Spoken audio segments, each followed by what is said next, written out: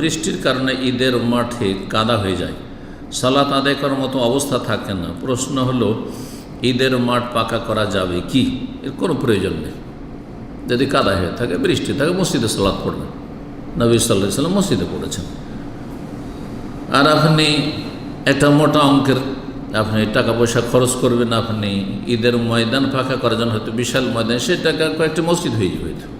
জি, মসজিদের প্রয়োজন রয়েছে, ইসলামী প্রতিষ্ঠান হয়ে যাবে, দাওয়া সেন্টার হয়ে যাবে, ইসলামের খেদমত হবে। জি, কিন্তু হ্যাঁ, ঈদগাহকে প্রাচীর দিয়ে ঘেরা আর তারপরে সেটাকে আবার প্লাস্টার করা, এগুলি এমন কোনো সওয়াবের কাজ না। অনেক সময় সেটা অপচয় হয়ে যাবে। তার চাইতে গুরুত্বপূর্ণ কাজ যদি বাকি থাকে, তবে যদি দেখা যায় যে আলহামদুলিল্লাহ আমাদের যথেষ্ট পয়সা আছে আর আলহামদুলিল্লাহ সবই করছি, আমরা দাওয়াতি কাজও করছি, আমরা দিনী প্রতিষ্ঠানও আছে, আর আমাদের মসজিদও আছে, সবই আছে আলহামদুলিল্লাহ, ধন সম্পদ আছে, সুতরাং আমরা ঈদগাহটা কাদা হয়ে যাচ্ছে, হ্যাঁ বর্ষা বৃষ্টির দেশ, আমরা পাকা করে নেব, তো তখন নাজায়েজ বলা যাবে না। কিন্তু এটিকে মসজিদের মতো সওয়াব, আমাদের সমাজ মনে করে যে ঈদগাহে দান খায়রাত করা আর মসজিদে দান করা সমান না, দুটোতে অনেক পার্থক্য রয়েছে, অনেক পার্থক্য রয়েছে। মসজিদ কেউ যদি নির্মাণ করে আংশিকভাবেও কোথাও পুরোপুরি, তাহলে তার জন্য জান্নাতে স্পেশাল আলাদা ঘর বানাবেন, কিন্তু ঈদগাহ সম্পর্কে কোনো হাদিস আছে